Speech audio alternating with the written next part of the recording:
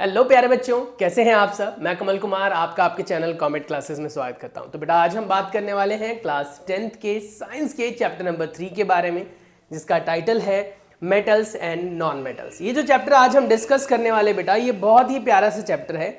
इसमें कुछ important topics और कुछ इंपॉर्टेंट पॉइंट्स बताऊंगा जिनको आप कवर करके अच्छे नंबर ले सकते हैं। मैं ये नहीं कहता कि 100% पेपर यहीं से आएगा, पर ये श्योर है बेटा कि अगर एनसीईआरटी की ईच एंड एवरी लाइन को आपने कवर कर लिया, सारे क्वेश्चंस कर लिए, एग्जाम्पलर कर लिए, तो इतना श्योर हो जाता है कि आप नहीं कुछ भी तो 85% मार्क्स तो ले ही सकते हैं।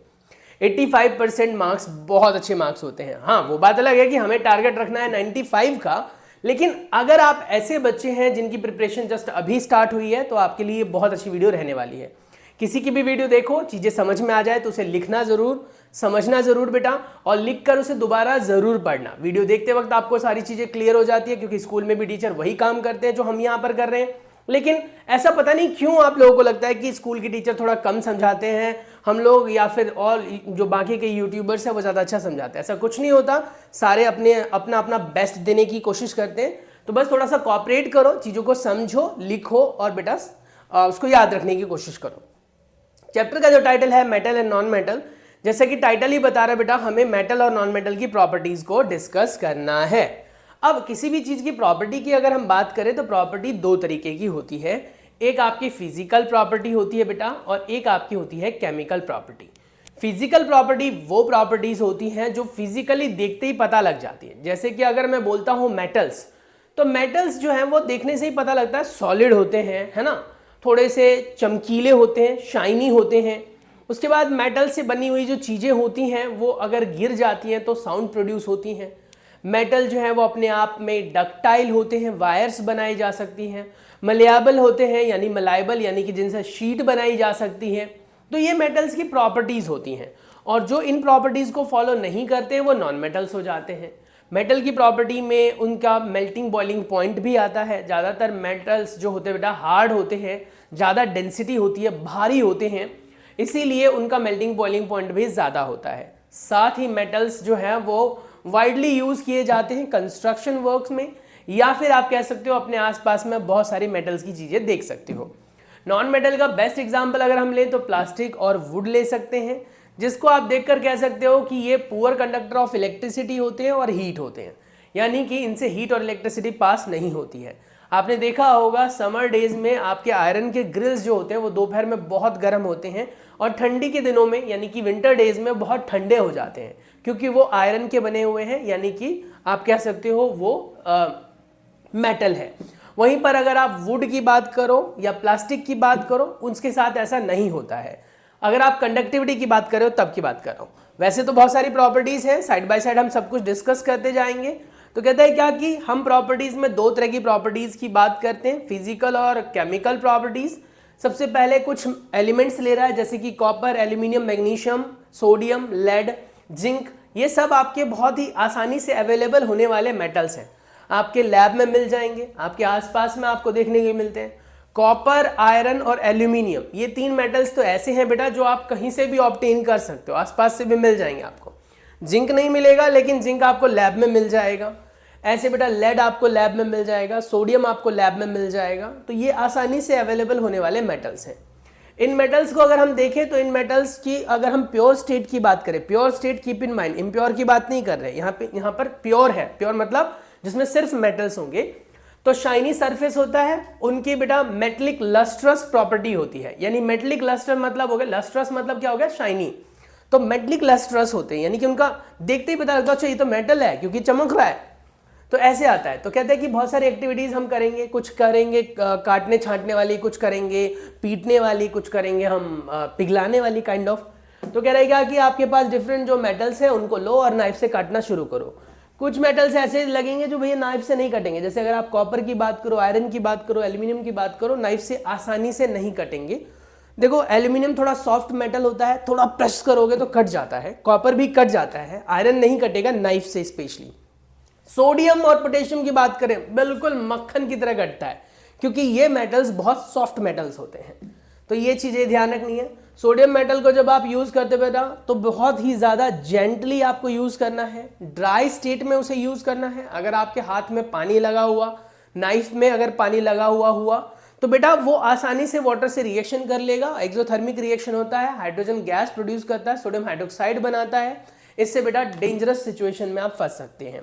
तो कॉशन यहाँ पर रखना है कि आपको जो मेटल का यूज करोगे स्पेशली सोडियम का तो थोड़ा ध्यान रखना है। उसके बाद कहता है क्या कि आप इनमें से किसी को भी उठाओ और फिर आयरन से पीटना, आयरन के हैमर से पीटना शुरू कर दो। जैसे आप पीटोगे तो कुछ मेटल्स ऐसे होंगे जो चपटे हो जाएंगे, जैसे स्पेशली एल्यूमिनियम जल्दी चपटा हो जाएगा, कॉपर हो जाएगा, है ना। लेकिन आयरन नहीं होता। आयरन मतलब ऐसा नहीं है कि आयरन को आप चपटा नहीं कर सकते हो, यानी कि शीट में नहीं बदल सकते हो, बदल सकते हो, यानी अपने आप में ये मलाइबिलिटी दिखाते हैं। आपने देखा होगा आपके आसपास में अलमीरा वगैरह, है ना, या फिर स्टील के चेयर वगैरह देखे होंगे आपने, या फिर इस बोर्ड का फ्रेम एल्यूमिनियम से बना हुआ है, शीट से बना हुआ है, शीट को ऐसा बनाया गया है, तो कहीं ना कहीं आप कह सकते हो कि ये मलाइबिलिटी को दिखाते हैं। मलाइबल वो चीजें होती है जिनसे शीट बनाई जा सकती है बेटा। उसके बाद कहता है कि आप उसे पिघलाओ, और डे टू डे लाइफ में आप देखते हो कि वायर्स का हम यूज करते हैं। कौन सी वायर होती है भाई? कॉपर की, एल्यूमिनियम की। आयरन की वायर हम यूज नहीं करते हैं। वो बात अलग है कि आयरन के तार बनाए जा सकते हैं लेकिन उसका यूज नहीं करते हैं, क्योंकि बहुत ज्यादा रेजिस्टेंस होने की वजह से इलेक्ट्रिसिटी बहुत कम पास करता है वो। तो हम अपने घरों में जो वायर यूज करते हैं वो कॉपर का होता है, या फिर मेन वायर जो आता है वो एल्यूमिनियम का होता है। उसके बाद यहां से ये क्लियर हो गया कि ये बहुत अच्छी मलाइबिलिटी और डक्टिलिटी देता है। उसके बाद अगर हम देखें तो कहता है कि 1 ग्राम अगर गोल्ड ले लिया जाए, सिर्फ 1 ग्राम, 1 ग्राम की कीमत तुम क्या, सॉरी डायलॉग नहीं मार रहा मैं, 1 ग्राम की बात कर रहा हूं। 1 ग्राम कितना होता है पता है आपको? 1 ग्राम मतलब बहुत कम होता है। ऐसे तो मैं क्या बताऊं 1 ग्राम कैसे जजमेंट ले हम, लेकिन 1 ग्राम बहुत कम होता है। और उस 1 ग्राम, सिर्फ 1 ग्राम गोल्ड से हम बना सकते हैं लगभग 2 किलोमीटर लंबी वायर। यानी 2 किलोमीटर लंबी वायर को बनाने के लिए सिर्फ 1 ग्राम गोल्ड का ही यूज होगा। तो अब इसी से अंदाजा लगा सकते हो कि उसकी डक्टिलिटी कितनी ज्यादा है। उसके बाद अगली जो प्रॉपर्टी आती है वो आती है कंडक्टिविटी की। एज यू कैन सी इस फिगर के अंदर अगर आप देखो गौर से, तो यहां पर एक स्टैंड है जिस पर हमने एक रॉड फिट किया है, आयरन रॉड है ये। और इस आयरन रॉड पर हम बहुत सारे पिन भी लगा सकते हैं, एक पिन भी लगा सकते हैं। हमने इसको बर्नर से यहां पर बर्न करना स्टार्ट किया। इसकी हीट इसे यहां पर मिलेगी, फिर ये हीट धीरे धीरे धीरे धीरे कंडक्शन से ट्रांसफर होगी और ये पिन थोड़ी देर बाद नीचे आ जाएगा। पिन कैसे आ गया? इसको किस चीज से लगाया था हमने? वैक्स से, यानी मोमबत्ती के मोम से। मोमबत्ती का मोम आपको पता ही होगा, हीट मिलने पर पिघल जाता है। तो मोमबत्ती के मोम से हमने इसको पिन को यहां पर चिपकाया था। जैसे हमने इसे हीट देना स्टार्ट किया तो आफ्टर सम टाइम इंटरवल ये पिन अपने आप ड्रॉप हो गया, गिर गया। क्यों? क्योंकि इस रॉड ने, ये जो रॉड है बेटा, ये मेटल का रॉड है, मेटल वायर है, इसने आसानी से हीट को ट्रांसफर कर दिया और यहां से ये गिर गया। तो by this way we can say metallic wire are good conductor of heat. ये एक्टिविटी डेमोन्स्ट्रेशन के लिए पूछा जा सकता है। नेक्स्ट एक्टिविटी जो डेमोन्स्ट्रेशन के लिए आ सकता है बेटा वो ये है एक्टिविटी 3.6। पहले बता दूं मैं आपको बेटा, क्वेश्चंस एक्टिविटी बेस्ड भी पूछे जाते हैं, तो ये एक्टिविटी बेस्ड ही क्वेश्चन है जो मैं आप लोगों के साथ डिस्कस कर रहा हूं यहां पर। अब यहां पर इस डेमोन्स्ट्रेशन से आपको क्या क्लियर हो रहा है? यहां पर इसने एक बैटरी ली है, you can take a cell 1.5 volt वाला जो आपकी घड़ियों में इस्तेमाल होता है। आपको वायर ले लेनी है 2। इन वायर के बीच में यहाँ पर क्लिप लगाया है। अब जरूरी नहीं है यहाँ पर क्लिप लगाया, आप कुछ भी आप यूज कर सकते हो, यहाँ पर नॉर्मल वायर भी यूज कर सकते हो क्योंकि सेल है। बल्ब ले लेना है और इसका एक कनेक्शन तैयार कर लेना है कॉपर के साथ। अब चेक करना है जिस चीज को कि वो कंडक्टर है या नहीं, उसको आप इन दोनों क्लिप्स के बीच में फंसा लोगे या फिर इन दोनों वायर के बीच में डाल दोगे। फॉर एग्जाम्पल इस पेन को टेस्ट करना होगा मुझे कि ये कंडक्टर है या नहीं, तो एक एंड पर एक वायर लगाऊंगा, दूसरे एंड पर दूसरी वायर, और अगर बल्ब जल जाता है बेटा तो गुड कंडक्टर ऑफ इलेक्ट्रिसिटी हो जाएगा। तो metals are good conductor of electricity. अब ये सारी प्रॉपर्टीज हमने पढ़ ली कि मेटल्स सोनोरस होते हैं, मेटल्स डक्टाइल होते हैं, मेटल्स जो है मलायबल होते हैं, और बेटा मेटल में भी डक्टिलिटी सबसे ज्यादा किसकी होती है? तो किसकी होती है? गोल्ड की होती है। 1 ग्राम गोल्ड से लगभग 2 किलोमीटर लंबी वायर बनाई जा सकती है। उसके बाद सबसे ज्यादा जो मलायबिलिटी होती है, शीट फॉर्मेशन वाली बात करें तो गोल्ड की होती है, और इसमें हम सिल्वर को भी डाल सकते हैं। सिल्वर भी अच्छा खासा मलायबल होता है। वैसे तो सारे मेटल्स होते हैं पर ये थोड़े ज़्यादा होते हैं। उसके बाद अगर हम इलेक्ट्रिसिटी की कंडक्टिविटी की बात करें तो बेस्ट इलेक्ट्रिसिटी का जो कंडक्टर होता है वो सिल्वर होता है, अपने आप में वो भी मेटल है। उसके बाद इनका मेल्टिंग बॉइलिंग पॉइंट ज़्यादा होता है, नॉर्मली मोमबत्ती वगैरह के लॉ से आप इनको पिघला नहीं सकते हो, टाइम लगता है। नेक्स्ट प्रॉपर्टी की बात करें नॉन मेटल्स, जो प्रॉपर्टी ऊपर आपने देखा कि भैया मेटल्स फॉलो कर रहे थे तो वो प्रॉपर्टी यहाँ से हटा देना, क्योंकि नॉन मेटल्स वो फॉलो नहीं करते हैं। एक्सेप्शनल केसेस हमेशा आते हैं, कुछ मेटल्स होते हैं जो एक्सेप्शनल है, कुछ नॉन मेटल्स होते हैं जो एक्सेप्शनल है। उन एक्सेप्शनल मेटल्स और नॉन मेटल्स के बारे में भी अभी हम डिस्कशन लेंगे। अब जैसे कहता है कि भैया आप ऐसा करो, नॉन मेटल में कार्बन ले लो, सल्फर ले लो, आयोडीन ले लो, ऑक्सीजन ले लो, हाइड्रोजन ले लो, all these are non metals. Even though आप ब्रोमीन ले लो, ब्रोमीन भी नॉन मेटल है। अब कहता है कि ये सारे के सारे अपने आप में किस स्टेट में आते हैं, गैसियस, या आपके किस फॉर्म में आते हैं बेटा, सॉलिड फॉर्म में आते हैं, सॉलिड या गैस के फॉर्म में आते हैं। नॉन मेटल्स यूजुअली सॉलिड या गैस के फॉर्म में मिलते हैं, ठीक है। हाँ, एक्सेप्शंस हमेशा आता है, देखो लिखा हुआ है non metals are either in solid और in gaseous state. Exceptionally bromine, bromine एक ऐसा नॉन मेटल है बेटा जो आपका लिक्विड स्टेट में मिलता है, हालांकि बहुत ही ज्यादा वोलेटाइल होता है, इतना वोलेटाइल होता है कि नॉर्मल रूम टेम्परेचर में भी इवेपोरेशन उसका स्टार्ट हो जाता है और ब्राउन कलर के फ्यूम्स निकलते हैं। जैसे आपने कभी कभी मूवीज वगैरह में देखा होगा, वहां पर कुछ लैब वैब के सीन दिखाए जाते हैं और ब्राउन कलर की गैस निकल रही होती है, वो ब्रोमीन गैस होती है बेटा।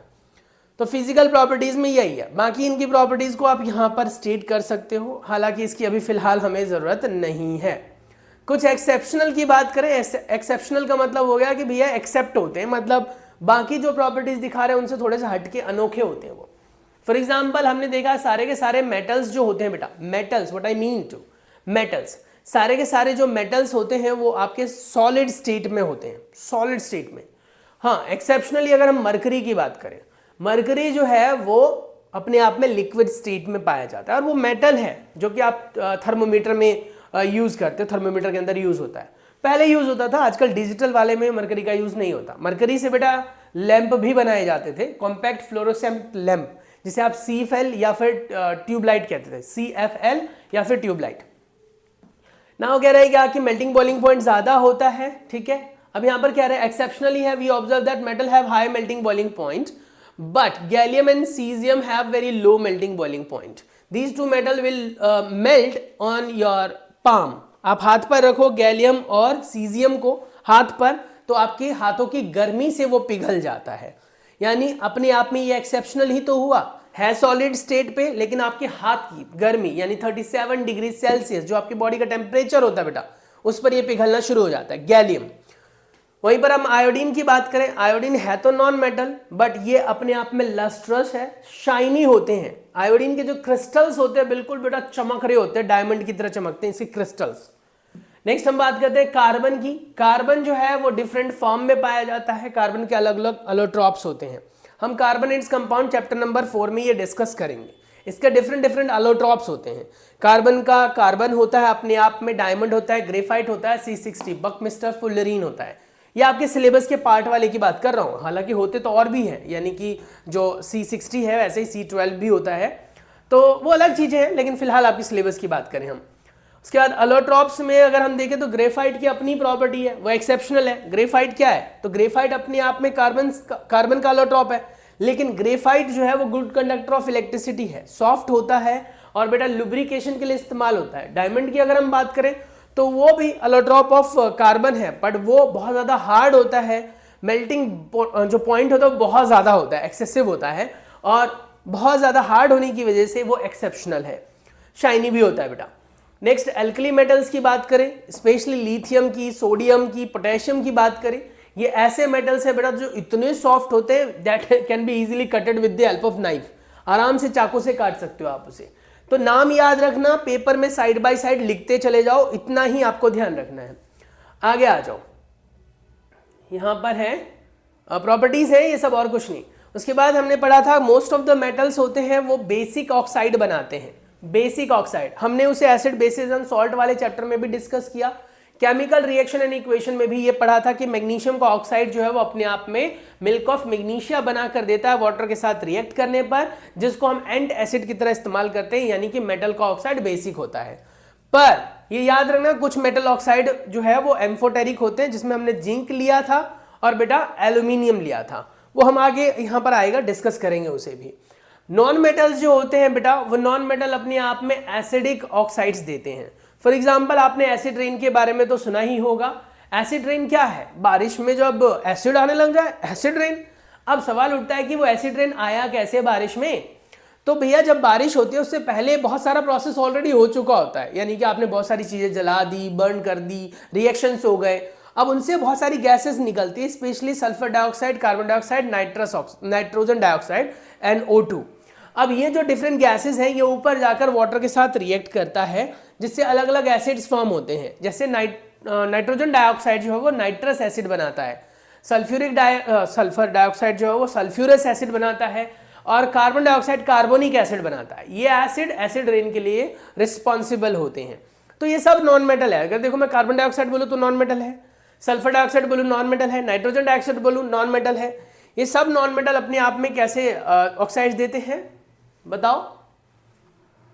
अरे बताओ यार, मेटलिक और नॉन मेटलिक में अभी तो हमने पढ़ा, नॉन मेटलिक जो है वो बेसिक, और मेटलिक जो है नॉन मेटलिक एसिडिक, और मेटलिक जो है वो बेसिक देते हैं। केमिकल प्रॉपर्टी पर आ जाओ। अब हम बात करेंगे कुछ रिएक्शंस के बारे में। उन रिएक्शन में हम एल्यूमिनियम को इन्वॉल्व करेंगे, कॉपर को, आयरन को, लेड को, मैग्नीशियम को, जिंक को और सोडियम को। ये कुछ कॉमन मेटल्स हैं जिनके बारे में हम डिस्कस करेंगे। Let's start with what happened when metal gate burn. यानी जब मेटल को जलाया जाता है, यानी किसी भी मेटल को जब आप बर्न करते हो तो क्या होगा। आपको बता दूं बेटा, हर एक मेटल को बर्न करने में अलग अलग तरह के फ्लेम आते हैं। वो फ्लेम टेस्ट आपको 11th और 12th में पढ़ने के लिए मिलेगा, फिलहाल 10th में नहीं पढ़ना। पर हाँ, जितने मेटल्स आपके पास है जिनको आप बर्न कर रहे हो, उनसे जो प्रोडक्ट बनेगा उनके कलर आपको याद रखने हैं। फॉर एग्जाम्पल अगर हम बात करते हैं सबसे पहले मैग्नीशियम को बर्न करने से, जो कि आपका सबसे पहला केमिकल रिएक्शन था इस सिलेबस का, 10th क्लास का। जब आप मैग्नीशियम की बर्निंग प्रोसेस की बात करते हो तो मैग्नीशियम जब बर्न होता है बेटा, तो यू नो वेरी वेल कि मैग्नीशियम बर्न होने के बाद मैग्नीशियम ऑक्साइड बनाता है, जो अपने आप में एशेस की तरह दिखाई देता है, राख की तरह दिखाई देता है। और वो राख जो होता है वो अपने आप में बेसिक होता है। हमने पढ़ा था मिल्क ऑफ मैग्नीशिया के बारे में। तो वही कह रहा है कि वही एक्टिविटी एक बार दोबारा चेक करो और देखो क्या मिलता है। तो metal get reacted with oxygen, it will form metal oxide. Metal oxide obvious सी बात है, चाहे मेटल ऑक्सीजन से जुड़े चाहे नॉन मेटल ऑक्सीजन से जुड़े, दोनों ही सिचुएशन में आपको उनके ऑक्साइड्स मिलने वाले। मेटल मेटलिक ऑक्साइड दे देगा। फॉर एग्जाम्पल कॉपर लिया और उसको बर्न करना स्टार्ट किया आपने, कॉपर बर्न किया और कॉपर ऑक्साइड मिल गया। एल्यूमिनियम बर्न किया, एल्यूमिनियम ऑक्साइड मिल गया। तो बर्निंग का मतलब क्या हो गया? Oxidation process. Chemical reaction in equation वाले चैप्टर में हमने ऑक्सीडेशन प्रोसेस के बारे में पढ़ा था, रिडक्शन प्रोसेस के बारे में पढ़ा था। ऑक्सीडेशन एक ऐसा प्रोसेस होता है जिसमें ऑक्सीजन ऐड होता है, हाइड्रोजन या इलेक्ट्रॉन रिमूव होता है। इसका वाइस वर्सा कर लो तो रिडक्शन पता चल जाता है हमें। अब कहता है कि अगर मान लीजिए हम बर्निंग की ही बात कर रहे हैं, तो कॉपर ऑक्साइड जो होता है वो हाइड्रोक्लोरिक एसिड, देखो recall from the chapter how copper oxide react with hydrochloric acid. Copper oxide क्या था? कॉपर ऑक्साइड क्या था बताओ? बताओ। Metal oxide, basic in nature, और HCl क्या है? Acidic, hence it will give you what? Neutralisation reaction. Obvious सी बात है। तो वही कह रहा है we have learn that the metal oxides are basic in nature, but some metals oxides such as aluminium oxide and zinc oxide show both acidic as well as basic behavior. Such metal oxides which react with both acidic and basic produce salt and water known to be as the amphoteric oxides. So aluminium oxide can easily react with HCl. That means what? कि aluminium oxide is basic here. It will provide you aluminium chloride along with the water. That means what? It stated that whenever base get reacted with the acid, it used to form what? Salt along with the water. तो इस reaction में आपको यही मिला। Now in further reaction, aluminium oxide again same get reacted with the sodium hydroxide which is alkali, यानी कि बहुत ही ज्यादा पावरफुल वाटर soluble बेस है ये, और ये अपने आप में कास्टिक सोडा भी कहलाता है। When these two get reacted together, it will form sodium aluminium oxide which is called sodium aluminate। जैसे हमने सोडियम जिंकेट पढ़ा था एक बार, है ना, वैसे sodium aluminate along with the water. So in these two reactions we can easily clarify that aluminium oxide somehow get reacted with acids as well as reacted with the base, and hence we can say aluminium oxide is amphoteric in nature. अब ये कह रहा है क्या कि कुछ ऐसे होते हैं जो वाटर soluble होते हैं, कुछ होते हैं वाटर soluble नहीं होते। जो वाटर soluble होते हैं उन्हें अल्कली कहते हैं, हम पढ़ चुके हैं पहले ही। Sodium oxide potassium oxide dissolve in water to produce alkalis as follow like this. Like sodium oxide को अगर हम देखें तो get reacted with water use to form NaOH, potassium KOH। इसे हम कास्टिक सोडा कहते हैं, इसको हम कास्टिक पोटास कहते हैं। ये याद रखना, कॉमन नेम में आ जाता है। Now, next one, we have observed in activity that all the metals do not react with the oxygen in same rate. Different metals show different reactivity toward the oxygen. Metals such as potassium and sodium get reacted vigorously and catch fire easily kept in open. And that is why आप कह सकते हो sodium and potassium get immersed into the kerosene oil. यानी इनको kerosene oil में क्यों डाल के रखा जाता है? क्योंकि अगर फ्री अमाउंट ऑफ ऑक्सीजन मिला तो भैया ये रिएक्शन कर लेगा।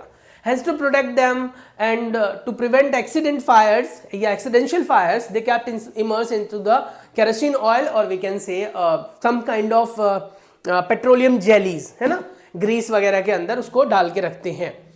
The surface of metals such as magnesium, aluminium, zinc, lead are covered with a thin layer of oxides, and protective oxide layer prevent them metals to further oxidation process. And iron does not burn on the heating, but iron fillings burn vigorously when sprinkled in the flame of the burner. Copper does not burn, but hot metal is coated with a black colored copper oxide. Silver and gold do not react with oxygen even at high temperature. यानी कि सबकी reactivity अलग अलग है। अगर आप देखो तो कुछ मेटल्स इतनी जल्दी रिएक्ट हो जाते हैं कि फट से वो एशेस प्रोवाइड कर देते हैं। कुछ मेटल्स ऐसे हैं जिनके मतलब रॉड तो नहीं बर्न होते हैं, लेकिन उनके अगर चूरा बना दिया जाए, कुछ काइंड ऑफ डस्ट बना दिया जाए तो बर्न हो जाता है। फॉर एग्जाम्पल स्टील वूल के बारे में तो आप लोगों को पता ही होगा कि स्टील की पतली पतली तारें होती हैं। आपको पता होगा स्टील कैसे जल सकता है, भाई मेटल का है, लेकिन उसकी अगर पतली तारें बना दी जाती है तो वो यूं जल जाता है और ऑक्साइड फॉर्म कर लेता है। और मैं आपको बता दूं, आप लोगों ने बहुत सारे शॉर्ट वीडियोस में देखे होंगे, स्टील वूल जो होता है वो जलाने से पहले टेम्परेचर कम होता है और जलाने के बाद उसका टेम्परेचर बढ़ जाता है। तो भाई एनी हाउ वी कैन से कि स्टील वूल जो है वो जलता है, ठीक है। ग्लास वूल भी जल जाता है, मतलब शीशे भी जलते हैं भाई। एनोडाइजिंग प्रोसेस के बारे में बात करें तो anodising process, formation of thick oxide layer on aluminium develop thin oxide layer in exposed to air. The aluminum oxide coat makes resistance further corrosion, and the resistance can be improved further by making oxide layer thicker. During anodizing, a clean aluminum article is made of anode and electrolytes with the dilute sulfuric acid, and the oxygen gas evolve during the process and make coated over the aluminium. तो यही कह रहा है कि aluminium को sulphuric acid के साथ electrolysed कराया जाता है, उसके ऊपर ऑक्सीजन की लेयर फॉर्म हो जाती है और इसको हम एनोडाइजिंग प्रोसेस कहते हैं, जिससे कि एल्यूमिनियम को फर्दर ऑक्सीडेशन से रोका जा सके। आपने देखा होगा कुछ एल्यूमिनियम शाइनी होते हैं, कुछ थोड़े ब्लैकिश टाइप के एल्यूमिनियम दिखाई देते हैं, एनोडाइज कराए जा चुके होते हैं, जिससे कि उनके और फर्दर ऑक्सीडेशन को प्रिवेंट किया जा सके, रोका जा सके। ऐसे कॉपर, जिंक, आयरन, इन सब के साथ भी ऐसे ही कराया जाता है। Now you can see here we have a chemical reaction over there, action of steam on a metal. अब कहते हैं कि यार क्या होता है, अभी आपने ऑक्सीजन से तो कर लिया, अब आप सवाल उठता है कि पानी से रिएक्शन करेंगे, क्या होगा, क्या पानी से रिएक्शन करेगा? तो हमारा टॉपिक अगला वही है, what happen when reacted with water, what happen when metals reacted with water. सभी मेटल्स रिएक्ट नहीं करते हैं वाटर से, कुछ मेटल बहुत तेजी से रिएक्ट करते हैं, कुछ मेटल बहुत स्लो रिएक्ट करते हैं, कुछ भैया गर्म पानी से करते हैं, कुछ ठंडे पानी से करते हैं, कुछ जो है वो स्टीम से करते हैं। तो वो आपको देखना पड़ेगा मेटल्स की प्रॉपर्टीज के बिहाफ पर कि वो कौन किससे कर रहा है। फॉर एग्जाम्पल मेटल जब वाटर से रिएक्ट करता है तो बनाकर देगा आपको बेटा मेटल का oxide along with the hydrogen gas. Full amount of hydrogen gas यहां से निकलेगी, मेटल का ऑक्साइड है। देखो metal and water get reacted to form metal oxide as well as hydrogen gas. अब यहां पर मेटल का ऑक्साइड भी मिला और हाइड्रोजन गैस भी मिला। मेटल ऑक्साइड को फर्दरली आपने फिर वाटर से रिएक्शन कराया तो मेटल हाइड्रोक्साइड बना। अब यहां पर दो स्टेप फॉलो हो रहे हैं बेटा, यहां पर ना दो स्टेप फॉलो हो रहे हैं। मेटल वाटर से रिएक्शन करके metal oxide plus hydrogen gas निकाल रहा है, फिर वही और मेटल ऑक्साइड फर्दरली रिएक्ट करके वाटर से मेटल हाइड्रोक्साइड बना रहा है। पर कई मेटल इतने ज्यादा पावरफुल होते हैं कि वो ये वाला स्टेप आने ही नहीं देते हैं और डायरेक्ट पहले स्टेप से फाइनल पर चले जाते हैं वाटर से रिएक्ट करके।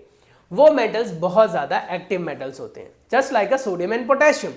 सोडियम एंड पोटेशियम का कभी सोडियम ऑक्साइड और पोटेशियम ऑक्साइड पानी से रिएक्ट करके नहीं बनेगा, वो फट से रिएक्शन करता है और सोडियम हाइड्रोक्साइड या पोटेशियम हाइड्रोक्साइड बना लेता है, यानी ये स्टेप डायरेक्ट आ जाता है उसका। तो ये ध्यान रखना कि अगर कोई मेटल पानी से रिएक्शन करता है और उसका विग्रस रिएक्शन है, बहुत तेज रिएक्शन है बेटा, तो डायरेक्ट हाइड्रोक्साइड बना लेगा। तो वही यहां पर कह रहा है क्या, potassium get reacted with water used to form potassium hydroxide along with the hydrogen gas and heat also get evolve. कोई भी चीज जलेगी तो ऑब्वियस सी बात है ना, एनर्जी तो निकलेगी, हीट तो निकलेगी ना। ऐसे सोडियम के साथ भी है। कहता है क्या ये इतना ही तेज बाकी रिएक्शन भी दिखाते हैं, बाकी मेटल्स भी दिखाते हैं? ना जी ना, ऐसा नहीं होता। कुछ मेटल बहुत तेजी से रिएक्शन कर रहे हैं तो कुछ भैया बहुत स्लो होते हैं, कुछ मॉडरेट होते हैं। अब जैसे कहते हैं कैल्शियम का रिएक्शन देखें तो कहता है कि लेस वॉयलेंट होता है। लेस वॉयलेंट मतलब बहुत तेजी से रिएक्शन नहीं करता, थोड़ा एवरेज रिएक्शन करता है। हीट तो इसमें से भी निकलती है पर इतनी ज्यादा सफिशिएंट नहीं होती है। समझ में आ रहा है? तो कह रहे हैं calcium when get reacted with water is used to form calcium hydroxide along with the hydrogen gas, but यहां पर ऊपर की तरह एनर्जी या हीट नहीं लिखी गई है। इससे ये पता लगता है कि इतना ज्यादा विग्रस नहीं है। Calcium start floating because the bubble of hydrogen gas form to stick to the surface of metal. ठीक है, अब सवाल उठता है कि कैल्शियम को जब आप पानी में डालोगे ना बेटा, तो कैल्शियम जैसे पानी में जाएगा तो पानी में जाने के बाद कैल्शियम जो है ना फ्लोट करने लग जाता है। अब यहां से प्रीवियस ईयर्स में क्वेश्चन रेज हुआ है। देखो मैं आपसे मजाक नहीं करूंगा, मैंने अब तक किसी भी वीडियो में ये नहीं बोला यहीं से क्वेश्चन आएगा। देखो मैं ये कह रहा हूं कि यहां से बेटा आ सकता है क्वेश्चन, क्योंकि ये क्वेश्चन काफी बार मैंने देखा है, काफी बार पेपर में पूछा गया है। कैल्शियम क्यों फ्लोट करता है, कैल्शियम क्यों जल्दी रिएक्शन नहीं करता वाटर से? तो कहता है कि भैया कैल्शियम रिएक्शन करता तो है लेकिन ये स्लो होता है, बहुत स्लो होता है। और ये फ्लोट करना स्टार्ट करता है क्योंकि हाइड्रोजन गैस का जो बबल होता है ना, वो उसके साथ स्टिक कर जाता है। Calcium start floating because the bubble of hydrogen gas form and stick to the surface of metal. Same magnesium does not react with cold water. अब आ जाओ, कैल्शियम तो फिर भी विचारा कर रहा था। मैग्नीशियम कहता है कि भाई मैं तो ठंडे पानी से करूंगा ही नहीं, ये गर्म पानी से करता है। It react with hot water to form magnesium hydroxide and hydrogen gas. It also start floating by the formation of hydrogen gas stick to the surface. यानी कैल्शियम और मैग्नीशियम ऐसे दो मेटल्स हैं बेटा जो कि सरफेस के साथ हाइड्रोजन गैस को लिबरेट करा लेते हैं और फ्लोट करते हैं। और एक चीज याद रखना, ये दो ही हैं जो आपके सिलेबस में है और यही दो पूछे जाते हैं हर बार बार बार। पर हाँ, इनमें से एक जो है वो ठंडे पानी से रिएक्शन कर रहा था, लाइक कैल्शियम की बात करें हम, लेकिन मैग्नीशियम ठंडे पानी से मना कर देता है, कहता भैया मेरे को गर्म पानी चाहिए, तो वो गर्म पानी से रिएक्शन करेगा। कुछ एल्यूमिनियम जैसे, आयरन जैसे, जिंक जैसे होते हैं जो पानी में ना तो ठंडे से करते हैं ना गर्म से करते हैं। एल्यूमिनियम, जिंक और आयरन, भाई मोस्ट इंपॉर्टेंट क्वेश्चन यहां से बनता है। ये कहते हैं कि नहीं करते, ये किससे करते हैं? स्टीम से करते हैं। अगर आप गौर से देखो तो aluminium is in solid state but water is in gases state. Gases state means what? It is vapour. So vapour से रिएक्शन करेंगे and it will form aluminium oxide along with the hydrogen gas. Similarly iron के साथ भी ये iron oxide बना लेता है। उसके बाद मेटल सच एज लेड हो गया, कॉपर हो गया, सिल्वर हो गया, गोल्ड हो गया, पानी से रिएक्शन नहीं करते हैं, पानी से रिएक्शन नहीं करेंगे। समझ में आ रहा है? तो ये सारी चीजें आपको ध्यान रखनी है बेटा, so that you will get good marks. Okay, चलिए आगे चलते हैं। नेक्स्ट प्रॉपर्टी जो हमारे पास है बेटा वो है what happens when metal get reacted with acids. अभी आपको भी पता है कि ऐसा रिएक्शन हमने एसिड बेसिस एंड सॉल्ट में पढ़ा था, केमिकल रिएक्शन वाले में पढ़ा था बेटा।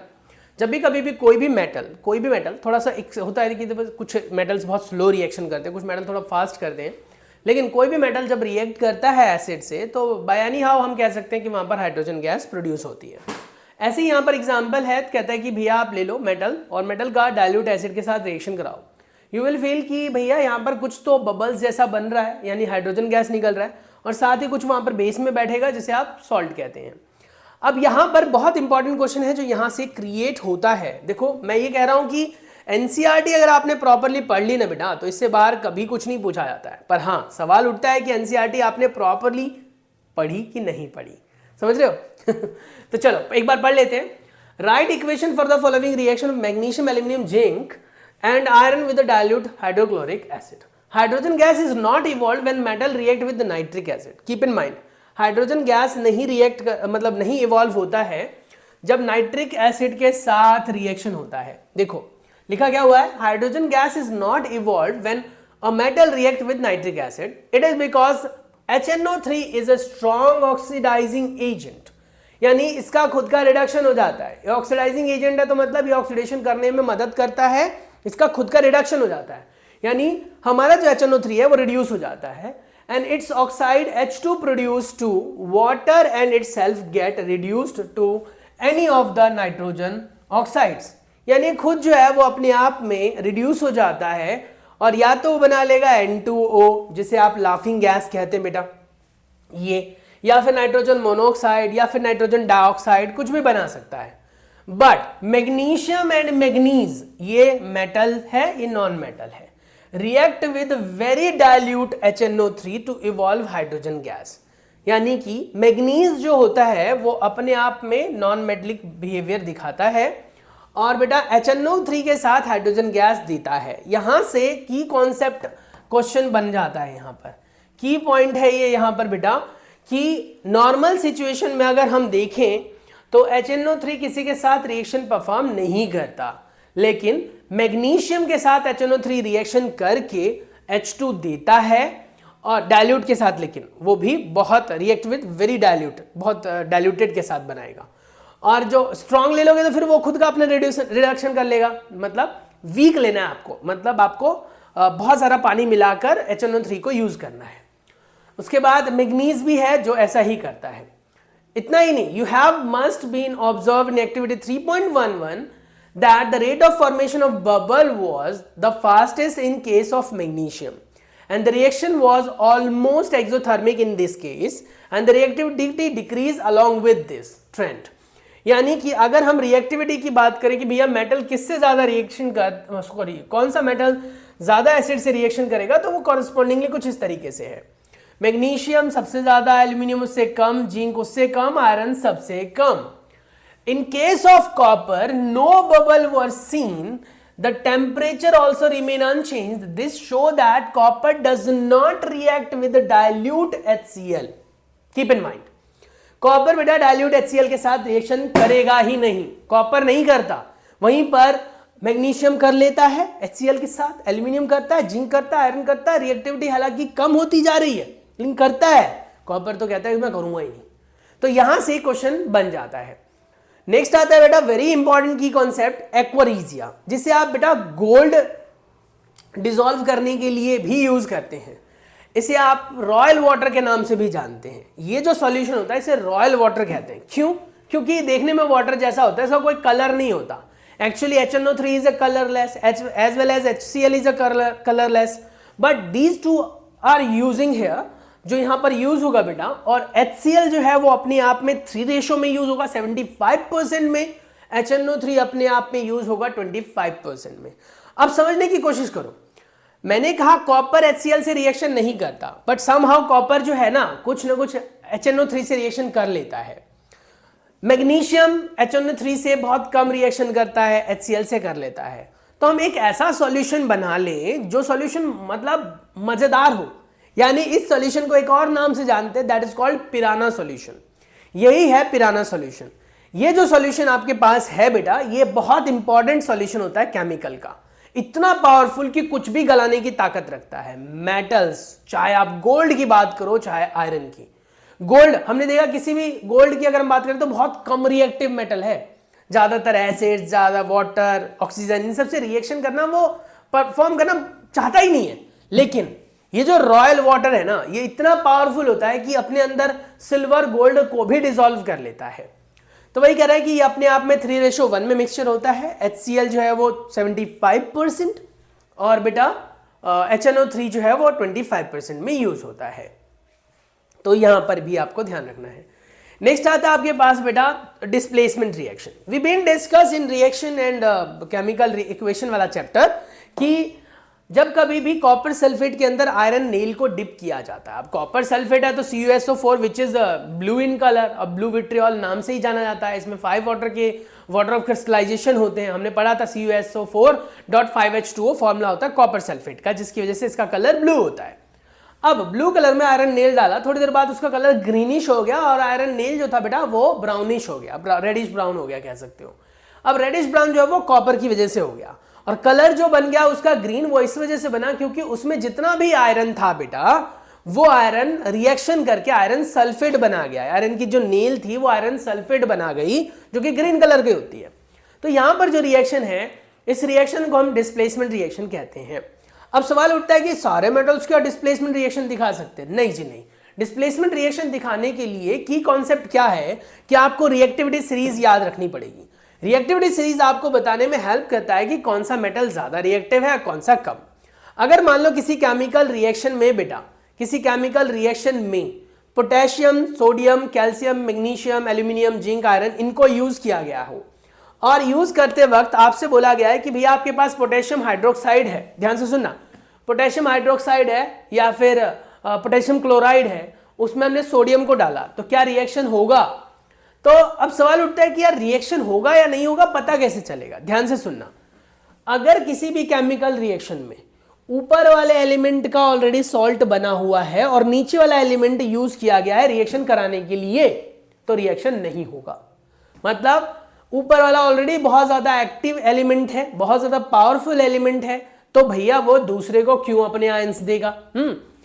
लेकिन वहीं पर अगर नीचे वाले के सॉल्ट है और ऊपर वाला एलिमेंट ऐड किया गया, फॉर एग्जांपल मान लो मैंने कहा कैल्शियम कार्बोनेट है और उसमें पोटेशियम को डाला गया है, कैल्शियम कार्बोनेट है, पोटेशियम को डाला गया है, तो पोटेशियम क्या करेगा? Potassium is the powerful element, वो जाएगा और कैल्शियम से कार्बोनेट को छीन लेगा और बन जाएगा पोटेशियम कार्बोनेट और कैल्शियम बेचारा अकेला रह जाएगा।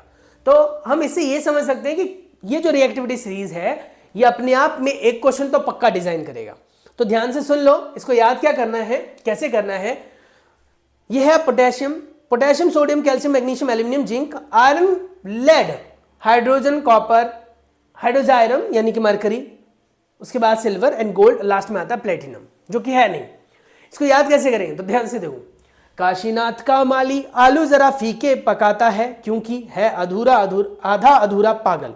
अब अपना अपना तरीका है, हमें कभी किसी ने ऐसे रटवाया, हमने आपको ऐसे ही बोल दिया। तो आप अपना कुछ बनाना चाहते हो, किसी फ्रेंड का नाम एसोसिएट करना चाहते हो, कोई राइम बनाना चाहते हो, कुछ भी बनाना चाहते हो, बनाओ बैठ के। आपको कुछ नया मिलता है, नया बना पा रहे बेटा, तो मुझे कमेंट करके जरूर बताना, क्योंकि एक टीचर बच्चों को सिखाता है तो बच्चे भी टीचर को सिखाते हैं। तो कुछ तो एक्सपेक्टेशन रख सकता हूं ना मैं आपसे, थोड़ा तो आप भी मुझे सिखाओ। तो बताओ इसको हम किस तरीके से और याद कर सकते हैं। नाउ ऊपर वाले एलिमेंट मोस्ट रिएक्टिव, बीच वाले बेटा मॉडरेट रिएक्टिव और नीचे वाले तो भैया लीस्ट रिएक्टिव, रिएक्शन करते ही नहीं है। ठीक है, तो मतलब इस तरीके से हमें यह आइडिया लग जाता है कि कौन सा किससे रिएक्शन करेगा। अब ऐसा टेबल भरने के लिए आ जाता है, ऐसे जो है वो एमसीक्यूज डिजाइन हो जाते हैं, असर्शन रीजन में आ जाता है, ऐसे क्वेश्चन पूछे जाते हैं। नाउ मेटल और नॉन मेटल आपस में कैसे रिएक्शन करते हैं? भाई बहुत ही सिंपल सी चीज है, मेटल और नॉन मेटल आपस में कैसे रिएक्शन करेंगे। अगर आप मेटल के वैलेंस शेल को देखें तो उसके अंदर हमेशा 3 से कम इलेक्ट्रॉन होंगे, 3 या 3 से कम होंगे। नॉन मेटल को देखें तो उसके अंदर इलेक्ट्रॉन हमेशा 5 या 5 से ज्यादा होंगे। समझ रहे हो? अब जैसे मान लो मैंने कहा नोबल गैस, नोबल गैस क्या होते हैं? ऐसे गैस है जिनका वैलेंस शेल फुलफिल होता है। जैसे हीलियम वैलेंस शेल में 2 है, नियॉन जिसके अंदर आपका क्या है 2, ठीक है। उसके बाद आर्गन, आर्गन में सॉरी नियॉन में 2 और 8 है, आर्गन में 18 है टोटल, 2 8 8 में तोड़ा हमने। Number of electron in shell में इस तरीके से टूटे होते हैं, इनसे 2 8 8 18 18 32 करके टूटता है। अगर आप देखो तो नोबल गैस है, सारे के सारे स्टेबल है, 2 ही होने चाहिए, 8 ही होने चाहिए, 8 ही होने चाहिए है। सोडियम की बात करो 2 8 1 आ गया, जबकि यहां पर 8 होने चाहिए। अब ये 8 इलेक्ट्रॉन होने चाहिए तो 7 किसी से ले थोड़ी ना पाएगा, नहीं ले पाएगा, तो अपना 1 इलेक्ट्रॉन देने की कोशिश करेगा, ले जा भाई मेरा को 1 इलेक्ट्रॉन, जिससे कि मैं स्टेबल हो जाऊं।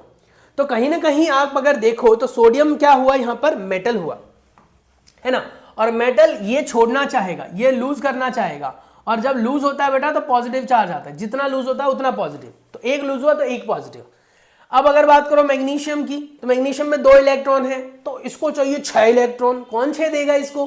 तो कहता है भैया मेरे भी तुम 2 ले जाओ, तो 2 इलेक्ट्रॉन यहां से निकलेंगे, 1 यहां से गया तो यहां 1 पॉजिटिव, यहां से गया तो यहां 1 पॉजिटिव, दोनों मिलाकर 2 पॉजिटिव बनाता है। तो मैग्नीशियम का जो चार्ज बनता है वो आपने कभी देखा हो तो Mg+2 बनता है, सोडियम का जो चार्ज बनता है तो वो Na+ बनता है, वो यही वजह है। एल्यूमिनियम की बात करें तो एल्यूमिनियम में 3 आ जाता है, उसके बाद पोटेशियम की बात करो तो फिर 1 आ गया, कैल्शियम की बात करो तो 2 आ गया। तो वैलेंस शेल में कितने इलेक्ट्रॉन आ रहे हैं? 1 2 3, फिर 1 2 3, फिर 1 2 3, यही चलेगा, इससे ज्यादा नहीं होंगे मेटल में।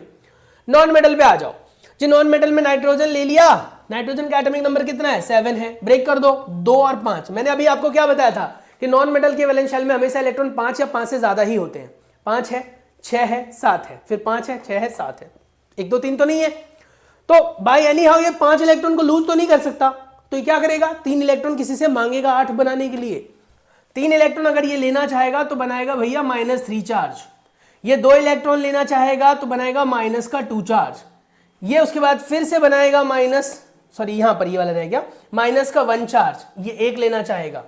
इस तरीके से आप कह सकते हो कि मेटल्स जो होते हैं वो पॉजिटिव चार्ज बनाते हैं लॉस ऑफ इलेक्ट्रॉन दिखाकर, नॉन मेटल्स जो होते हैं वो नेगेटिव चार्ज बनाते हैं गेन ऑफ इलेक्ट्रॉन दिखाकर। अब इसी वजह से वो आपस में इलेक्ट्रॉन को शेयर कर लेते हैं। आपने देखा होगा हर बार हम कॉमन सॉल्ट उठा लेते हैं, केमिकल रिएक्शन कर कॉमन सॉल्ट उठा लिया। क्यों भाई, क्यों उठा लिया? क्योंकि सोडियम 1 पॉजिटिव बनाता है। देखो सोडियम के वैलेंस शेल में इलेक्ट्रॉन हो गए, अगर मैं इसको थोड़ा जूम कर लूं, सोडियम के वैलेंस शेल में इलेक्ट्रॉन अगर आप देखो बेटा, तो सोडियम के वैलेंस शेल में इलेक्ट्रॉन कितने हैं? 1 है। ये अपना 1 इलेक्ट्रॉन लूज करेगा जिसकी वजह से वैलेंस शेल को पूरा फुलफिल कर सके, लूज कर दिया इसने। बगल में घूम रहा था क्लोरीन, जिसके वैलेंस शेल में 2, 8, 7 के हिसाब से 7 इलेक्ट्रॉन है। ये वो घूमने वाला इलेक्ट्रॉन इसको मिल जाएगा और बन जाएगा अपना पूरा ऑक्टेट पूरा कर लेगा। अब सोडियम कहेगा मैं भी खुश क्योंकि 2, 8 है मेरे पास, और क्लोरीन कहेगा मैं भी खुश क्योंकि 2, 8, 8 है मेरे पास। तो यही वजह होती है कि सोडियम अपना 1 इलेक्ट्रॉन जो होता है वो क्लोरीन को दान कर देता है, क्लोरीन लेकर खुश हो जाता है। क्लोरीन के ऊपर नेगेटिव चार्ज आ गया, सोडियम पर पॉजिटिव चार्ज हो गया। इस तरीके से जो कंपाउंड बनता है, इस कंपाउंड को कहते हैं बेटा आयनिक कंपाउंड, जहां पर कोई एक एलिमेंट इलेक्ट्रॉन को लूज करता है, दूसरा एलिमेंट जो है वो इलेक्ट्रॉन को गेन कर लेता है। ऐसे कंपाउंड हमेशा बहुत स्ट्रॉन्ग बॉन्ड बनाते हैं और इनकी प्रॉपर्टी ये होती है कि क्रिस्टलाइन होते हैं, वाटर में सॉल्युबल होते हैं, और बेटा सॉल्युबल स्टेट में गुड कंडक्टर ऑफ इलेक्ट्रिसिटी होते हैं, बट सॉलिड स्टेट में इलेक्ट्रिसिटी को बिल्कुल पास नहीं करते। यानी अगर सूखा नमक है ना, उसमें से करंट पास नहीं होगा, लेकिन उस नमक के अंदर अगर हम पानी मिला दें, उसको सॉल्यूशन बना ले, तो फिर वो उसमें से पास हो जाएगा। सो बाय एनी हाउ ये रिएक्शन है जो आपको ध्यान रखना है। ऐसे मैग्नीशियम का करके दिखाया गया है, what happen when magnesium get reacted with chlorine. अगर आप मैग्नीशियम की बात करें तो वैलेंस शेल में इसके 2 इलेक्ट्रॉन्स हैं। अब ये 2 इलेक्ट्रॉन्स हैं तो अपने 2 इलेक्ट्रॉन लूज करना चाहेगा, किसको देगा भैया, किसको देगा? आसपास में घूमने वाले किसी एलिमेंट को देगा। क्लोरीन कहेगा यार मुझे तो 1 ही चाहिए। क्लोरीन तो क्या कहेगा, मुझे तो 1 ही चाहिए, क्योंकि उसको तो 7 है उसके पास, 1 ही चाहिए। तो वो 1 इलेक्ट्रॉन किसको देगा? तो दूसरा क्लोरीन आएगा, दूसरे क्लोरीन को ऐसे दे देगा। तो एक क्लोरीन को दे दिया, दूसरा दूसरे क्लोरीन को दे दिया। बाय दिस वे मैग्नीशियम ने 2 बॉन्ड बनाए क्लोरीन क्लोरीन के साथ, और बन जाएगा Mg2+ और क्लोरीन का 1 नेगेटिव विद 2। यहां पर 90% बच्चे गलती करते हैं। इस सेक्शन में उनसे गलती होती है अगर बनाने के लिए आता है तो। वो अपने दिमाग में सोचते हैं भैया 2 इलेक्ट्रॉन दिया तो -2, भैया ये नहीं लिखना, यहां पर तो -1 ही रहेगा, 2 यहां लगाना, क्योंकि 2 क्लोरीन यूज हुए। 2 क्लोरीन यूज होने में और 2 नेगेटिव चार्ज में फर्क होता है। 2 नेगेटिव चार्ज ये दिखाता है कि एक ही क्लोरीन 2 इलेक्ट्रॉन ले रहा है, जो कि पॉसिबल ही नहीं है। और इसका मतलब ये होता है कि 2 क्लोरीन है और जो कि एक नेगेटिव चार्ज बना रहे हैं, तो इसीलिए -1 विद 2 क्लोरीन। तो ये याद रखना, यहां पर आप गलती मत कर देना ऐसे, ठीक है। चलो, अगर आप भी ऐसी गलती करते थे बेटा तो अब मत करना, और अगर करते थे तो please let me know in comment section. कम से कम मुझे सेटिस्फेक्शन लगे और कुछ तो सिखाया मैंने, है ना। चलो तो आगे डिस्कस कर लेते हैं। अब कहते हैं कि यार हम अब जलाएंगे, क्या करेंगे? प्रॉपर्टी ऑफ आयनिक कंपाउंड जलाएंगे। चम्मच लिया, इसमें कोई भी आयनिक कंपाउंड, कॉमन सॉल्ट ले लिया, जलाना शुरू किया, जी पिघल नहीं रहा, ये पिघल नहीं रहा। आपने देखा होगा पॉपकॉर्न फ्राई करने वाले आते हैं, वो कढ़ाई में काला सा नमक रखते हैं। मूंगफली का मौसम चल रहा है, मूंगफली खाए होंगे आपने, उन्होंने बड़े से ब्लैक कलर के कढ़ाई में बहुत सारा काला सा रेत भरा हुआ देखा होगा आपने। वो रेत नहीं होता, वो काला नमक होता है। और वो नमक को कितनी तेज फ्लेम पर कढ़ाई में डाल रखा होता है, हिला रहे होते हैं, लेकिन पिघलता नहीं है वो। क्यों नहीं पिघलता? क्योंकि उसका मेल्टिंग पॉइंट बहुत ज्यादा है, क्योंकि वो अपने आप में आयनिक कंपाउंड है। आयनिक कंपाउंड के मेल्टिंग पॉइंट तो ज्यादा होते ही है ना, ठीक है। तो ये भी क्लियर हो गया। अच्छा जी, कंडक्टिविटी के बारे में क्या ख्याल है? सॉलिड स्टेट में तो पुअर कंडक्टर होते हैं, पानी मिला दो गुड कंडक्टिविटी, धमाधम एकदम बल्ब जलेगा। नहीं तो चाहते हो एक्टिविटी कर रहा ना तो मुझे बता देना, मैं आपको एक्टिविटी भी करा दूंगा, पर हाँ कहना पड़ेगा कमेंट में, तभी होगा, नहीं तो नहीं मजा आएगा। प्रॉपर्टीज की बात करें आयनिक कंपाउंड के, तो भैया फिजिकल प्रॉपर्टी में देखें तो आयनिक कंपाउंड सॉलिड होते हैं बाय एनी हाउ। उसके बाद बहुत ज्यादा स्ट्रॉन्ग बॉन्ड होता है, ब्रेक नहीं हो सकते आसानी से, मेल्टिंग बॉइलिंग पॉइंट ज्यादा होता है। सॉल्युबिलिटी की बात करें तो गुड सॉल्युबल होता है, किसमें? वाटर में, पोलर सॉल्वेंट में, और नॉन पोलर सॉल्वेंट में नहीं डिसॉल्व होता, या फिर आप कह सकते हो ऑर्गेनिक सॉल्वेंट में नहीं डिसॉल्व होता। इसको अगर अब आपने देखा होगा, नमक को कभी तेल में मिलाओ नहीं मिलता, पानी में मिलाओ मिल जाएगा, ठीक है। कंडक्शन की बात करें तो सॉलिड स्टेट में कंडक्टिविटी नहीं करते हैं, लिक्विड स्टेट में या मोल्टन स्टेट में या फिर सॉल्यूशन फेज में कर देते हैं। अकरेंस ऑफ मेटल की बात करें, अब जैसे आपको पता है कि यार आप ना अलमीरा यूज करते हो, चम्मच यूज करते हो, पतीले यूज करते हो, इन सब के लिए मेटल की जरूरत है। आपको क्या लगता है, गड्ढा खोदते तो पतीला बाहर आ जाता है, गड्ढा खोदते तो चम्मच बाहर आ जाता है? नहीं ना, इसको एक्सट्रैक्ट करना पड़ता है। अब चम्मच पतीले को नहीं भाई मेटल्स को, फिर उसको पिघला कर अलग अलग शेप्स दे देते हैं हम, है ना, ऐसे ही तो होता है। तो कुल मिलाकर बात यह है कि मेटल एज इट इज हमें गड्ढा खोदने पर नहीं मिलता, उसका एक्सट्रैक्शन का प्रोसेस होता है, उसको साफ करने का अपना स्टेप होता है, विधि होती है, जिसको फॉलो करने के बाद हम मेटल को एक्सट्रैक्ट कर पाते हैं। अब कहते हैं कि जी कैसे होता है, तो हम बात करेंगे एक्सट्रैक्शन ऑफ मेटल की।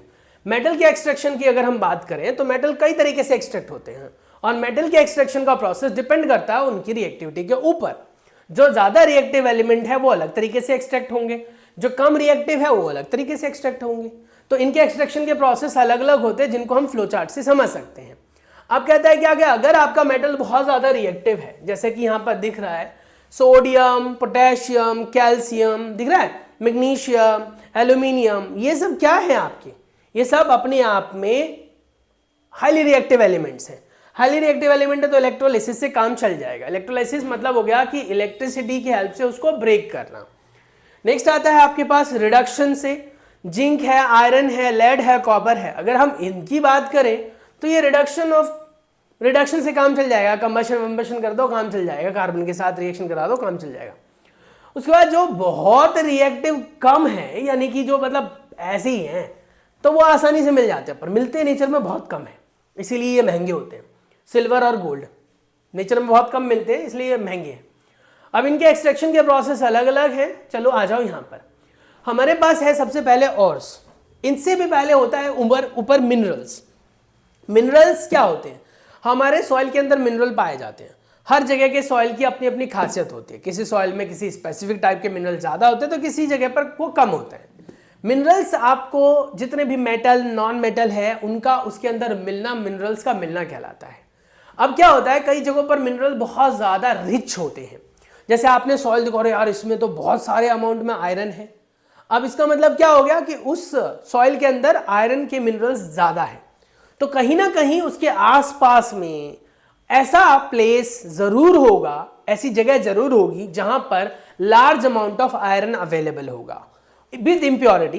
तो जब आयरन की अवेलेबिलिटी जहां पर ज्यादा हो जाए जिस मिनरल के अंदर और इंप्योरिटी के अलॉन्ग विद, तो उसे हम ओर्स कह देते हैं। ओर्स जैसे आयरन के ओर्स होते हैं हेमेटाइट, मैग्नेटाइट, आयरन पायराइट, है ना। कॉपर के होते हैं जैसे कॉपर ब्लेंड होता है, क्यूपराइट होता है, ये इनके ओर्स होते हैं। इन ओर्स के नाम याद रखना बेटा, ओर्स बहुत जरूरी है। जैसे सिनेबार मरकरी का ओर होता है बेटा, बॉक्साइड एल्यूमिनियम का ओर होता है, इनसे उन्हें एक्सट्रैक्ट किया जाता है।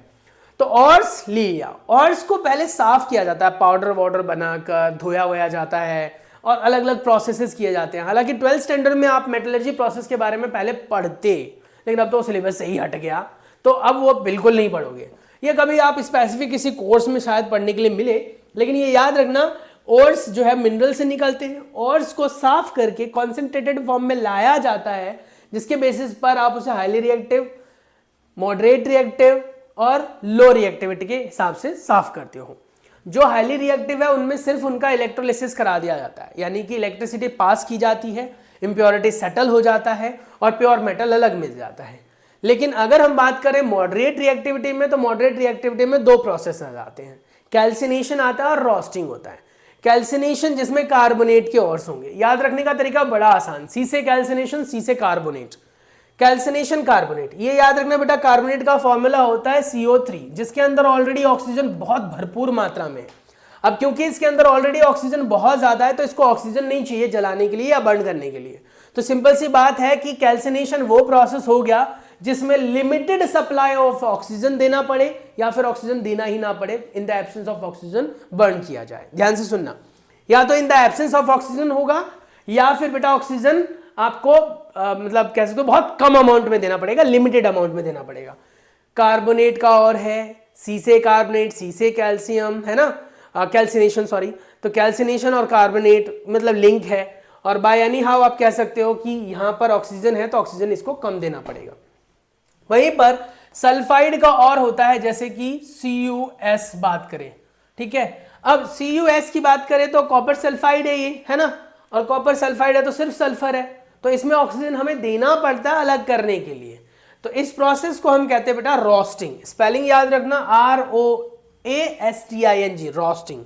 खुले में गर्म करते हैं, बहुत सारा ऑक्सीजन मिलता है, गर्म होता है। इसके बाद दोनों से आपको मेटल का ऑक्साइड मिलेगा बेटा। मेटल ऑक्साइड का फिर रिडक्शन प्रोसेस आएगा। रिडक्शन प्रोसेस में अलग अलग एलिमेंट्स, फ्लक्स या फिर कार्बन वगैरह का यूज होता है। जब कार्बन यूज होगा इसके ऑक्सीजन को हटाने के लिए तो इसे स्मेल्टिंग बोलेंगे। और फिर उसके बाद आपको प्योर एलिमेंट ऑब्टेन करने के लिए इसमें भी इलेक्ट्रोलिसिस कराना पड़ेगा प्योरिफिकेशन के लिए। इलेक्ट्रोलिसिस का प्रोसेस तीनों में ही होकर जाता है प्योरिफिकेशन के लिए। सल्फाइड वाले और लो रिएक्टिव होंगे तो सल्फाइड और होंगे उसमें, और रोस्टिंग ही होगा, कैल्सिनेशन होगा नहीं। सल्फाइड के और रोस्टिंग, और उसके बाद बेटा मेटल मिल जाएगा, रिफाइनिंग प्रोसेस से क्लीन हो जाएगा।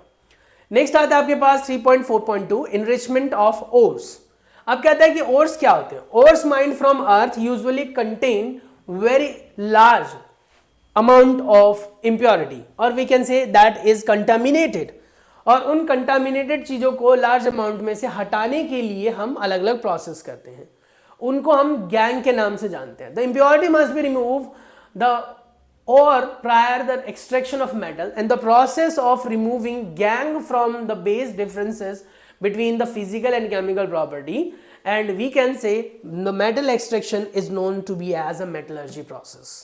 Metallurgy process एक ऐसा प्रोसेस है जिसमें मेटल को एक्सट्रैक्ट किया जाता है उनके ओर्स में से। Extracting metals with low activity series, जैसे कि हाइड्रोजन सल्फाइड है बेटा, ठीक है, HgS, इसको आपने रिएक्ट कराया ऑक्सीजन के साथ, और ऑब्वियसली ये सल्फाइड का और है तो आप रोस्टिंग करा रहे हो, हीट दिया और यहाँ पर जो मरकरी है उसका ऑक्साइड बना, फिर आपने फिर से हीट किया और हीट करने पर मरकरी ने ऑक्सीजन को छोड़ दिया और बन गया आपका मरकरी प्योर स्टेट में। कॉपर सल्फेट के साथ भी, सल्फाइड के साथ भी, यहाँ पर मैंने गलती से शायद CuS लिख दिया था, सॉरी बेटा, Cu2S होता है, ठीक है, शायद मैंने CuS लिख दिया था, extremely sorry for that. Cu2S बनता है, ठीक है, और इसको जब रिएक्शन कराया जाता है, क्योंकि कॉपर का और है बेटा, ये कॉपर का और है, और रिएक्शन कराते हैं ऑक्सीजन के साथ तो बनता है कॉपर ऑक्साइड, और फिर कॉपर ऑक्साइड फर्दरली इसके जैसे और के साथ रिएक्शन करके कॉपर एक्सट्रैक्ट कर लेता है। एक्सट्रैक्शन इन मिडल फॉर्म में, मिडल में आपका आता है बेटा, जैसे जिंक सल्फाइड है तो इसका आपने करा दिया रोस्टिंग, और कार्बोनेट है तो करा दिया कैल्सिनेशन, ठीक है। उसके बाद जिंक ऑक्साइड मिलेगा, उसका कार्बन से रिएक्शन कराएंगे तो ये कहलाएगा स्मेल्टिंग प्रोसेस, और इसमें carbon monoxide along with zinc मिल जाएगा, ठीक है, कोक वगैरह डाला जाता है। नेक्स्ट यहां पर आता है बेटा थर्मिट प्रोसेस, बहुत इंपॉर्टेंट है ये थर्मिट प्रोसेस। अब कहता है क्या, when magnesium dioxide is heated with the aluminium powder, the following reaction takes place, and this is the reaction for thermit process. Mainly ये reaction है वैसे तो, लेकिन यहां से शुरुआत होती है। मैग्नीज ऑक्साइड, ठीक है, manganese oxide when get reacted with aluminium it used to form manganese along with the aluminium oxide and heat. अब यहां पर क्या होता है तो कहता है कि these displacement reactions are highly exothermic, इतना ज्यादा हीट निकलता है बेटा कि लोहे तक को पिघला देता है, और मोल्टेन स्टेट में ले आता है, आयरन ऑक्साइड बना लेता है एल्यूमिनियम के साथ, और ये ट्रैक्स वगैरह के क्रैक्स को जोड़ने के काम में आता है। ये रिएक्शन और ये रिएक्शन आपको लिखना पड़ेगा दोनों ही को। तो iron oxide when get reacted with aluminium to form iron aluminium oxide and heat. Now extraction toward the top of the reactivity series, इसमें सिर्फ और सिर्फ आपको इलेक्ट्रो रिफाइनिंग करनी होती है, इलेक्ट्रोलिसिस करना होता है, जिसमें आपको याद रखना है बेटा कि आपका जो इम्प्योर मेटल है, impure what I am saying, impure anode पे होगा, पॉजिटिव चार्ज पर होगा इम्प्योर, और जो प्योर होगा बेटा वो कैथोड पर होगा, नेगेटिव चार्ज पर होगा प्योर। नेगेटिव चार्ज कैथोड पर होगा प्योर, पॉजिटिव चार्ज एनोड उस पर होगा इम्प्योर। इस साइड में नीचे देख रहे हो आप इम्प्योरिटीज, तो यहाँ की इम्प्योरिटी जो है वो गिर गिर के नीचे आ जाएगी और मेटल लिबरेट होकर इसके ऊपर चिपकता चला जाएगा। इधर की जो लेयर है वो थिक होती चली जाएगी और इधर वाली लेयर जो है वो थिन होती जाएगी। दोनों ही सेम रॉड होंगे, ये कॉपर का प्योर रॉड होगा, ये कॉपर का इम्प्योर रॉड होगा, लेकिन होंगे दोनों कॉपर के। यहाँ जो सॉल्यूशन यूज होगा बेटा वो भी कॉपर का ही यूज होगा, कॉपर सल्फेट वगैरह यहाँ पर यूज होगा। तो ये ध्यान रखना, इसे हम इलेक्ट्रो रिफाइनिंग प्रोसेस कहते हैं। नेक्स्ट आता है कोरोजन। कोरोजन एक ऐसा प्रोसेस होता है जिस प्रोसेस के अंदर मेटल डीनेचर्ड हो जाता है, यानी कि मेटल जो है वो रिएक्शन कर लेता है सराउंडिंग के गैसेस के साथ, वाटर मॉलिक्यूल के साथ, मॉइस्चर के साथ, और कोरोड हो जाता है।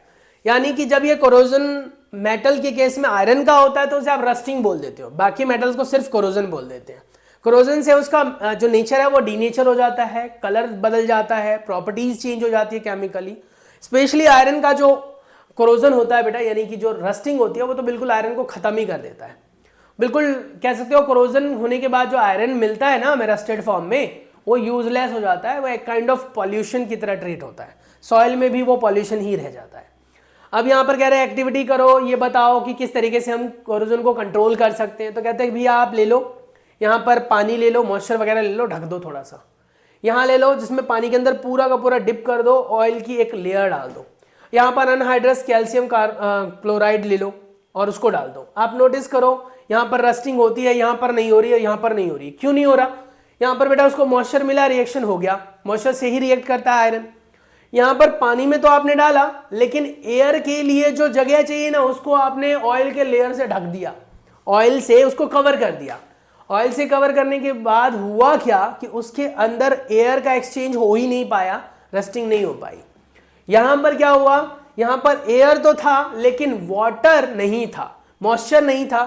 मॉइस्चर को एब्जॉर्ब कर लिया अनहाइड्रस कैल्शियम क्लोराइड ने, और पानी की कमी हो गई तो भैया रस्टिंग यहां पर भी नहीं मिला।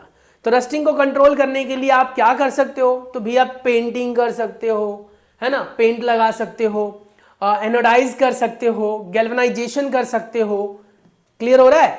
ग्रीस लगा सकते हो, ऑयल लगा सकते हो। काइंड ऑफ आपको बस जो सप्लाई ऑफ एयर है, सप्लाई ऑफ वाटर है, उसको रोकना है। मतलब अगर मान लो ये आयरन की रॉड है, इसको कोरोजन से बचाना है, तो इसके ऊपर एक ऐसी लेयर में चढ़ा दूं जिससे कि इन्वायरमेंट की गैस से इसका एक्सचेंज बंद हो जाए, तो काम खत्म ना। अब उसके लिए चाहे आप पेंट कर लो, चाहे इसके ऊपर किसी मेटल की कोटिंग लगा दो किसी भी तरीके से, या ऑयल या ग्रीस लगा दो। समझ में आ गया? आपने देखा होगा गांव घरों में बड़े बड़े लोहे के कढ़ाई इस्तेमाल होते हैं। जब उनका इस्तेमाल नहीं होता ना तो उसमें सरसों का तेल लगाकर रख देते हैं लोग बाग, या फिर जब उनको धोया जाता है ना रखते वक्त, तो उसको ढंग से नहीं धोते क्योंकि उसमें ऑयल लगा हुआ होता है और वो उसको कोरोजन से रोकता है। वहीं पर खाना बनाने से पहले उसको ढंग से धोया जाता है, वो इसीलिए क्योंकि उसको कोरोजन के रेट को कम किया जा सके। So this is all about, हर मुट्ठी में है साइंस, जानोगे तभी सीखोगे। फिर उसके बाद कह रहा है कि आप अलॉय बनाकर भी कोरोजन को रोक सकते हो। आपने आयरन के अलॉय के बारे में सुना होगा जिसे आप स्टील बोलते हो, स्टेनलेस स्टील करके आता है, एसएस बोलते हैं उसे शॉर्ट में। स्टेनलेस स्टील में भी अलग अलग स्टील होते हैं। एक स्टील होता है बहुत महंगा जिसमें कभी भी रस्ट लगेगा ही नहीं, जंग लगेगा ही नहीं। क्यों नहीं लगेगा? क्योंकि उसके अंदर दूसरे मेटल्स और नॉन मेटल्स को मिलाया गया जिससे कि आयरन के रस्टिंग के प्रोसेस को डिस्टर्ब कर दिया जाए। आयरन का रस्टिंग नहीं होता है। तो ये याद रखना है कि आप अलॉय वगैरह बनाकर बेटा रस्टिंग प्रोसेस को कंट्रोल कर सकते हो। ऐसे अलॉय जो है वो अलग अलग होते हैं। जैसे अगर आप देखो ब्रॉन्ज की बात करें, यहां पर लिखा हुआ है बेटा, यू हैव टू रिमेंबर।